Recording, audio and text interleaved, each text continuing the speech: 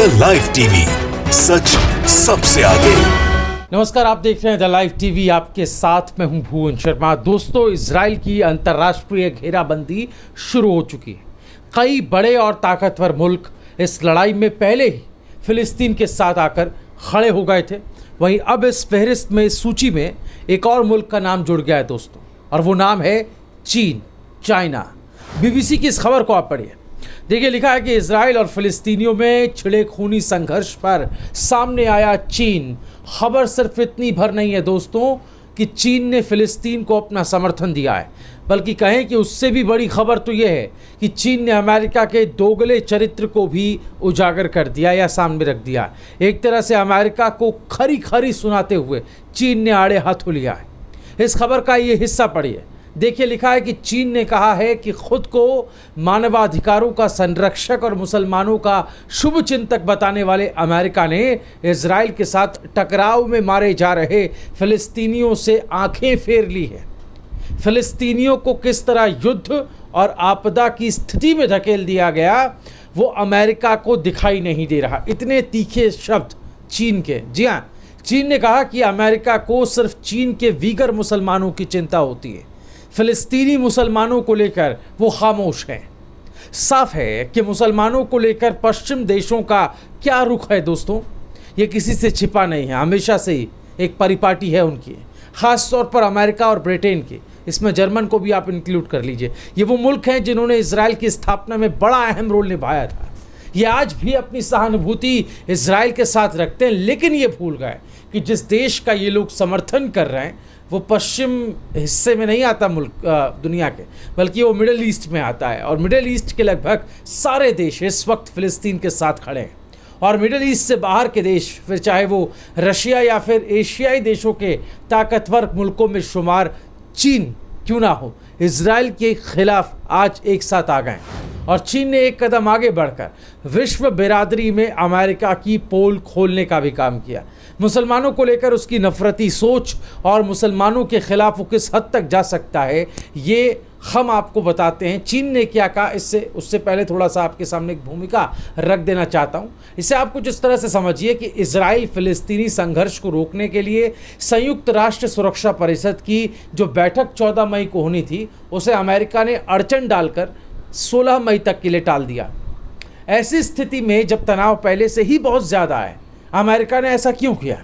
ऐसा करने के पीछे उसकी सीधी एक मंशा थी और ये समझी जा सकती है। मीटिंग को कुछ और दिन के लिए टाल देने का मतलब और ज़्यादा फ़िलिस्तीनी लोगों को ख़तरे में डाल देना।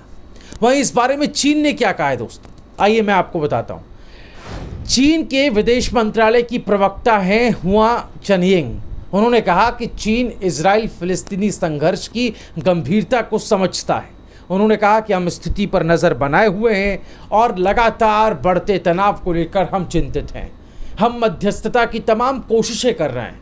हमने इसे लेकर 2 आपातकालीन बैठकें बुलाई ताकि हिंसक संघर्ष को रोका जा सके। संयुक्त राष्ट्र सुरक्षा परिषद के अधिकांश मेंबर जो कंट्रीज़ हैं, वो चाहती हैं कि चीज़ों को आगे बढ़ने से रोका जाए, इससे पहले की बात हाथ से निकल जाए। लेकिन अमेरिका इसके विपरीत है। ये कहा है उन्होंने, जो बीबीसी के हवाले से खबर है, उसमें उसने संयुक्त राष्ट्र सुरक्षा परिषद को प्रेस वक्तव्य जारी करने से रोका।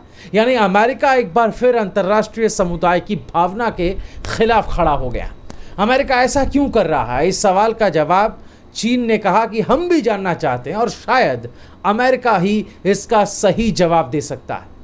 चीन की विदेश मंत्रालय की ये प्रवक्ता यहीं पर नहीं रुकी। दरअसल उन्होंने कहा, और एक तरीके से उन्होंने चीन अमेरिका के दोगलेपन से जो भली भांति परिचित है, इसलिए अमेरिका जिस तरह का खूनी खेल करवा रहा है और जो बातें कर रहा है उसका बेबाकी से यहाँ उन्होंने इसको एक्सपोज किया है। लिखा है कि अमेरिका दावा करता है कि उसे मुसलमानों के अधिकारों की बड़ी चिंता है, लेकिन उसे फ़िलिस्तीनी मुसलमान दिखाई नहीं देते, उनकी पीड़ा नहीं दिखाई देती। वो उनके मामले पर अपनी आंखें मूंद लेता है। बल्कि अमेरिका और यूके, जर्मनी जैसे उसके साथी देश जो हैं, वो शिनजियांग से जुड़े मुद्दे पर एक बेमतलब की बैठक करते हैं। ये लिख रहे हैं, जो राजनीति से प्रेरित है। इसके पीछे उनकी क्या नीयत है? अमेरिका को ये पता होना चाहिए कि फ़िलिस्तीनी मुसलमानों की ज़िंदगियां भी उतनी ही कीमती हैं। ये कहा है उन्होंने, इतनी स्पष्ट बात जो है वो सामने रख दी गई। तो अमेरिका को जवाब देने वाले चीन ने फ़िलिस्तीनियों के साथ हुए जुल्म व सितम को लेकर अपनी सहानुभूति, अपनी कहें कि हमदर्दी जताई है। और बीबीसी के हवाले से छपी इस खबर में आइए आपको बताते हैं क्या लिखा है इसमें। चीन ने आम जनता को निशाना बनाकर की जाने वाली हिंसक कार्रवाइयों की आलोचना की है। चीन ने कहा है कि लोगों की रक्षा के लिए अंतर्राष्ट्रीय समुदाय को बड़ी जिम्मेदारी से दखल देना चाहिए। साफ है कि चीन का समर्थन आ जाने से इजराइल समर्थकों के होश उड़े हुए हैं।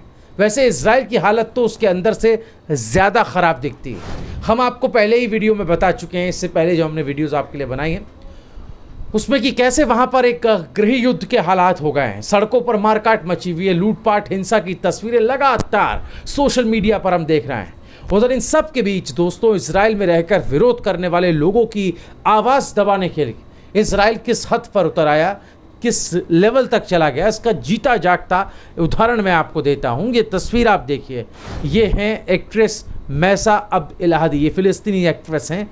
ये विरोध कर रही थी, प्रोटेस्ट कर रही थी। इनके पास ना गोली थी ना मिसाइल थी, बस आवाज़ और नारों के ज़रिए अपना विरोध जता रही थी, प्रोटेस्ट कर रही थी कि इतने में इजरायली पुलिस ने इन्हें गोली मार दी।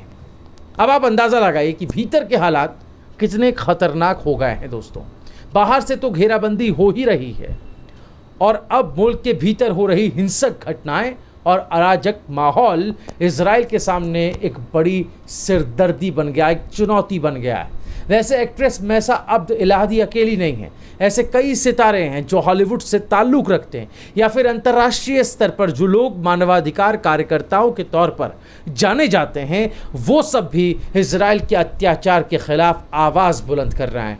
हम आपको पिछली वीडियोज़ में ये सब बता चुके हैं, चाहे वो रिहाना जैसी सुपरस्टार हों जिन्होंने किसान आंदोलन में भी मुखर होकर के खोल करके अपनी बात रखी थी और विरोध किया था केंद्र की सरकार का और कहा था कि किसानों के साथ ये अन्याय है। उन्होंने भी फ़िलिस्तीन में जो मानवाधिकारों का उल्लंघन हुआ है, जिस तरीके से इंसानियत का कत्लेआम हुआ है, उसको लेकर के उन्होंने अपनी नाराज़गी जो है वो जाहिर की थी। इसके अलावा इस फहरिस्त में मानवाधिकार कार्यकर्ता के तौर पर अपनी पहचान बना चुकी मलाला यूसुफ़ज़ई को आप जानते ही होंगे, बहुत बड़ी पर्सनालिटी बन गई हैं। इन्होंने भी एक वीडियो जारी करके और कई ट्वीट करके मलाला यूसुफ़ज़ई ने अपनी बात रखी और फ़िलिस्तीनियों के समर्थन में वो आकर खड़ी हो गई हैं।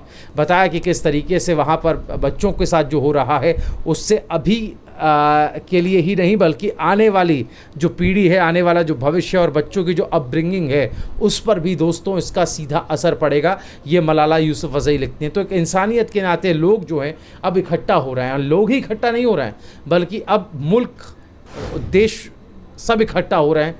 ये सब एक तरीके से कहें कि घेराबंदी कर रहे हैं। जो दिखाई दे रहा नज़ारा, आप पश्चिम के कुछ देशों को छोड़ दें, उनको अपवाद मान लें, लेकिन जो मिडल ईस्ट और दक्षिण एशिया के जो देश हैं वो जिस तरीके से हाल फिलहाल में फ़िलिस्तीन के साथ आकर खड़े हो गए हैं और एक स्वर में जो हैं वो विरोध कर रहे हैं, इस कत्लेआम का विरोध कर रहे हैं, इस हिंसा का विरोध कर रहे हैं कि जिस तरीके से अत्याचार किया गया उसका, तो वो बताता है कि यूनाइटेड नेशन जो सिक्योरिटी काउंसिल है उसकी बैठक में जो हो सो हो, क्या नतीजा निकलेगा ये पता नहीं, लेकिन विश्व के जो देश हैं वो कहीं ना कहीं अपने नतीजों में पहुंच चुके हैं, अपना मन बना चुके हैं और ये अब साफ होता दिखाई दे रहा है। दोस्तों आपकी राय क्या है, आप हमें कमेंट में ज़रूर बताएं।